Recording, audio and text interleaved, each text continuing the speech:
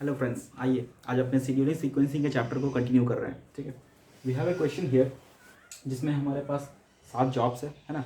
Job 1 2 3 4 5 6 7 and उसके processing time दी गई है ना। जॉब नंबर 1 का प्रोसेसिंग टाइम 10 है, जॉब नंबर 2 का प्रोसेसिंग टाइम 8 है, जॉब नंबर 3 का प्रोसेसिंग टाइम 6 है एंड उसी तरीके से 4 5 6 7 का 7 12 15 एंड 18 रेस्पेक्टिवली है। ये उनके प्रोसेसिंग टाइम को डेज में दी गई है। ठीक है, ये आपको ध्यान रखना है। ठीक है, फिर हमारे पास है ड्यू डेट। ड्यू डेट किसका? जॉब का ड्यू डेट है। जॉब नंबर 1 का ड्यू डेट कितना है? 15 डेज़ के बाद है। जॉब नंबर 2 का ड्यू डेट 10 डेज़ के बाद है। जॉब नंबर 3 का ड्यू डेट 12 डेज़ के बाद है ना। तो this is how due date हमारे को दी गई है। अब इससे जुड़े हुए कुछ क्वेश्चंस हमारे सामने टोटल 1 2 3 4 5 6 क्वेश्चंस है। एंड जैसा कि मैंने आपको प्रीवियस वीडियो में कहा था, this is the video number 3। आप वीडियो नंबर 1 2 को देख लियो, मैं ऐसा ज़ूम करके चल रहा हूँ। ठीक है, तो वीडियो नंबर 2 में मैंने आप लोगों को बताया था दैट क्वेश्चन कभी भी आपसे बस सीक्वेंसिंग नहीं पूछेगा, that in what sequence you will be performing the job, नहीं, ऐसा नहीं पूछेगा। They will be asking some more questions like this. Number 1 question क्या है? Sequence the job in order of minimum lateness on due date. जब भी question के अंदर में आपको ये दिखने को मिले minimum lateness on due date, आप समझ जाना ये ADD की बात कर रहा है। ठीक है, minimum lateness on due date मतलब ड्यू डेट में सबसे कम लेटनेस चाहिए आपको। ड्यू डेट पे सबसे कम लेटनेस चाहिए, that means it is asking for EDD method. Earliest due date जिसका है उसको पहले परफॉर्म करेंगे, है ना। कंपनी या फिर वो जो ऑर्गेनाइजेशन है उस जॉब को सबसे पहले अंडरटेक करेगी जिसका ड्यू डेट सबसे पहले है, जिसका ड्यू डेट आने ही वाला है, उसको पहले करके खत्म करेगी and then next and then next and then next, उसके बाद वो चलता रहेगा ऐसा। चलिए आइए हम लोग आंसर करना स्टार्ट करते हैं। Answer to question number 1। ठीक है, sequencing in order of minimum lateness on due date, right. Sequence in order of minimum lateness on due date. चलो यहाँ लिखते हैं हम लोग जॉब, उसका प्रोसेसिंग टाइम एंड यहाँ पे ड्यू डेट। ठीक है, सबसे पहली ड्यू डेट किसकी है बताओ? ये ड्यू डेट का रहा आपके पास। ड्यू डेट सबसे पहले किसका है? 15 नहीं, 12 नहीं, 10। हाँ 10 मतलब 10 दिन के बाद ही ड्यू डेट आ जाएगा। वो कौन सा job? Job number 2। Job number 2 का ड्यू डेट आज से 10 दिन के बाद है, उसका प्रोसेसिंग टाइम कितना है? 8। मैंने इसको यहाँ पे नोट कर लिया। ठीक है, फिर ड्यू डेट किसका आ जाएगा? 11, राइट। ड्यू डेट आ जाएगा आपका 11। वो कौन से जॉब का है? Job number 4। उसका प्रोसेसिंग टाइम कितना है? 7 डेज। ठीक है, फिर से अब कौन सा जॉब आ जाएगा? जॉब नंबर 10 गया, 11 गया, 12।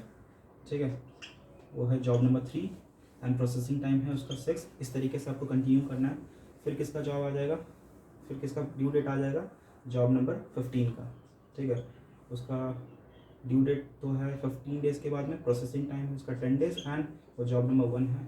ठीक है, फिर 18 12 और 5, फिर आपका 25 आज से 25 दिन के बाद जॉब नंबर 6 को कंप्लीट करके देना है, उसका प्रोसेसिंग टाइम 15 डेज़ है एंड आज से 30 डेज़ के अंदर में हम लोगों को जॉब नंबर 7 को परफॉर्म करना है।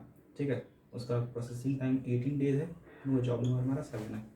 सो 1 2 3 4 5 6 7 यहाँ पे हम लोगों ने क्या किया? सीक्वेंसिंग कर दिया, मतलब कि जो ऑर्गेनाइजेशन है इस सीक्वेंस में काम करेगी, राइट। ये बात आपको समझ आ रहा है कि हाँ, जॉब नंबर 2 पहले होगा, उसके बाद जॉब नंबर 4 पे काम होगा, फिर 3, फिर 1, फिर 5, फिर 6 एंड लास्टली 7 के ऊपर में काम किया जाएगा। ठीक है, इसके बाद हम लोग क्या निकालते थे?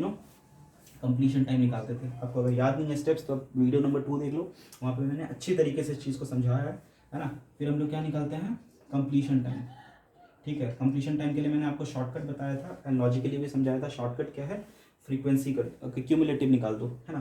क्यूमुलेट कर दो जितना भी प्रोसेसिंग टाइम है। पहले तो सीक्वेंसिंग कर लो स्टेप 1 में, स्टेप 2 में आप क्या कर लो, जितना भी प्रोसेसिंग टाइम है उसको क्यूमुलेट करते हुए लिख दो। ठीक है, that will give you nothing but completion time. उसका लॉजिक क्या है देखो, जैसे जॉब नंबर 2 का प्रोसेसिंग टाइम कितना है? 8 डेज, राइट। जॉब नंबर 2 का प्रोसेसिंग टाइम है 8 डेज, मतलब 8 डेज लगेगा जॉब नंबर 2 को परफॉर्म करने के लिए। After which you will be requiring more 7 days to perform job number 4, right. मतलब अगर मुझे कोई पूछे कि जॉब नंबर 4 को करने के लिए आपको कितने दिन चाहिए, I will tell 15 days. Why 15 days? Because पहले 8 दिन में मैं जॉब नंबर 2 को कर रहा हूँ, जॉब नंबर 2 8 दिन के बाद खत्म हो जाएगा, then I will be needing more 7 days, है ना। तो 7 + 8 कितना होता है? 15 डेज के बाद जॉब नंबर 4 भी हो जाएगा, फिर 6 दिन के बाद में जॉब नंबर 3 भी हो जाएगा। दैट मीन्स टोटल 21 डेज चाहिए अगर मुझे जॉब नंबर 3 को कंप्लीट करना है। लाइकवाइज मैं एक्यूमुलेट करता हुआ चलूँगा। ठीक है, 31 हो गया, यहाँ पे 43 हो गया, 40 58 हो गया, 66 76। तो ये 76 मतलब टोटल अगर मैं सारे जॉब्स को कंप्लीट करना चाहूँ, ठीक है, इस सीक्वेंस के हिसाब से, तो मुझे 76 डेज की आवश्यकता होगी। After the end of 76 day I will be completing all the job that I have with me, ठीक है। ये कंप्लीशन टाइम हमारे पास आ गया, ठीक है। अब हम लोगों को बोलता है क्या, बोलो सेकेंड क्वेश्चन। क्वेश्चन नंबर 1 में हम लोगों ने सिक्वेंसिंग कर लिया। क्वेश्चन नंबर 2 में हम लोगों को बोलता है फाइंड द लेट टाइम। क्या बोला? Find the late time. Tell me one thing, lateness का मतलब आप क्या समझते हो? लेटनेस या लेट टाइम का मतलब आप क्या समझते हो? लेटनेस या लेट टाइम का मतलब आप समझते हो कि फॉर एग्जांपल जॉब नंबर 2 को लेते हैं।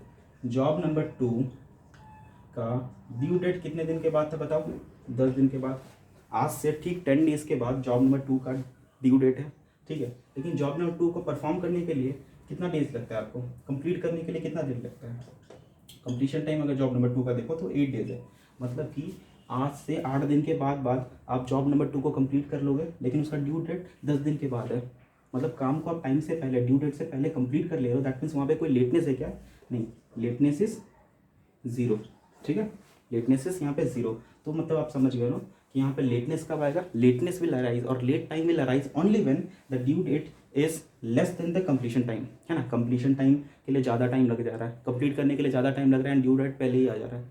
समझ रहे हो क्या? कंप्लीट करने के लिए ज़्यादा टाइम लग रहा है, ड्यू डेट पहले ही आ जा रहा है, देन देयर इज अ लेटनेस।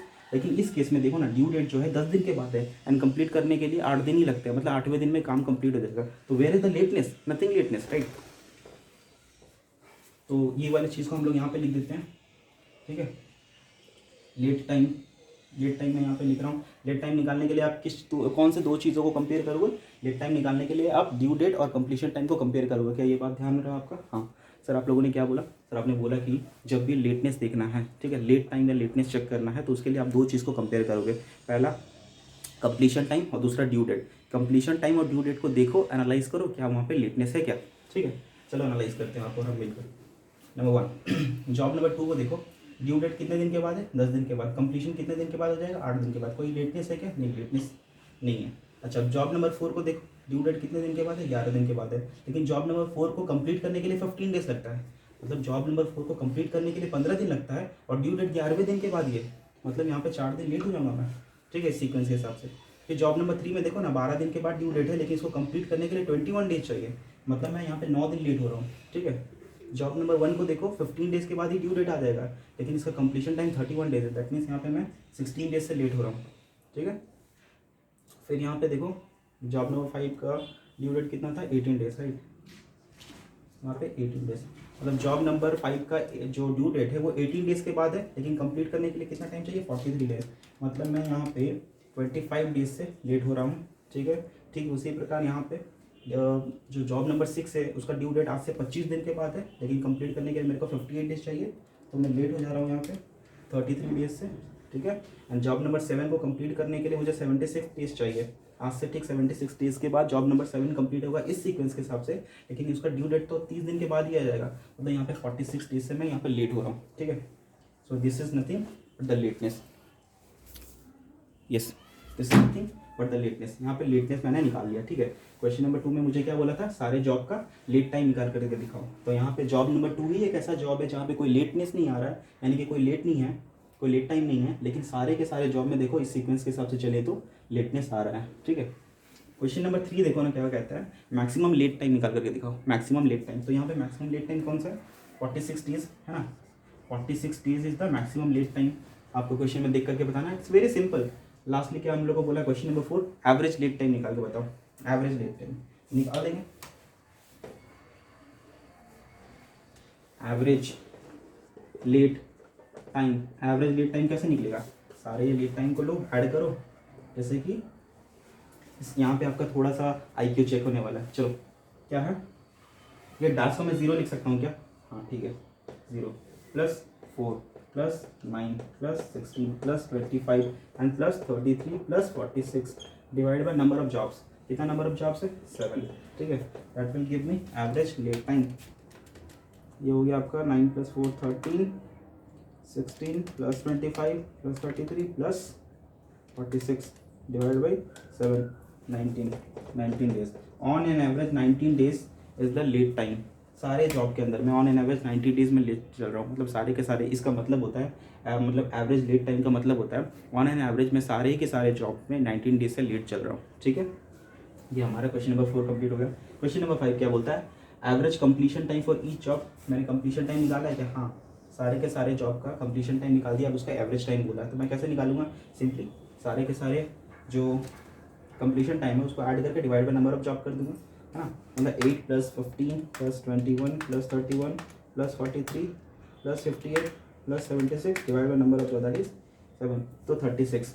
मतलब जो average completion time each job है वो है 36 days, and average late time कितना है? 19 डेज। मतलब ऑन एन एवरेज 36 डेज के अंदर में मैं सारे काम को, मतलब एक एक जॉब को कंप्लीट कर लेता हूँ। Average completion time for each job बोला ना, मतलब पर्टिकुलरली एक एक जॉब को कंप्लीट करने के लिए ऑन एन एवरेज आपको कितने दिन की आवश्यकता है?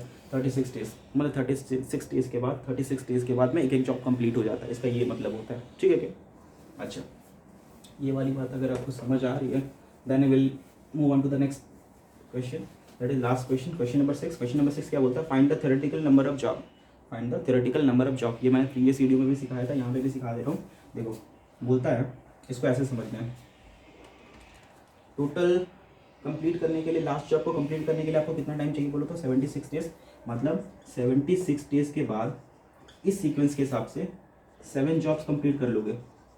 आप कह रहे हो 76 अगर डेज मेरे हाथ में हो तो मैं 7 जॉब को कंप्लीट कर लूँगा। ठीक है, it is nothing but the total completion time, है ना, ये समझ रहे हो? टोटल कंप्लीशन टाइम है 76 days, is nothing but the total completion time of all the jobs.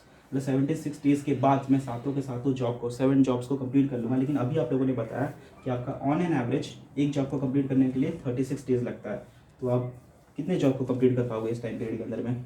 36 × 7 divide by 76, that is 3.3157 jobs. This is the theoretical number of jobs. ठीक है, यहाँ पे ऐसे हम लोग निकालते हैं। So friends, this were the some questions, है ना। इस तरीके से बिट्स में आपको क्वेश्चन पूछेगा एग्जाम्स में, 6 से 8 मार्क के लिए, 6 से 8 मार्क के लिए आपको क्वेश्चंस में दिखने को मिलेगा। ठीक है, आई होप ये क्वेश्चन आपको समझ आया। इसके साथ में हम लोग सीक्वेंसिंग, शेड्यूलिंग सीक्वेंसिंग का चैप्टर को यहाँ पे क्लोज करते हैं। ठीक है, इसके बाद भी अगर आपको कोई डाउट होता है इससे जुड़े हुए कोई क्वेश्चन में, आप मुझे पूछ सकते हो। Okay, till then thank you so much, bye bye. And हाँ, चैनल को सब्सक्राइब कर लेना, नए हो तो अपने फ्रेंड्स लोगों को भी बताना, सजेस्ट करना उनको कि अगर उनको ऑपरेशंस मैनेजमेंट में डाउट है, पर्टिकुलरली इस चैप्टर में, तो वो आके वीडियो को विजिट करें। ठीक है, thank you so much, bye bye.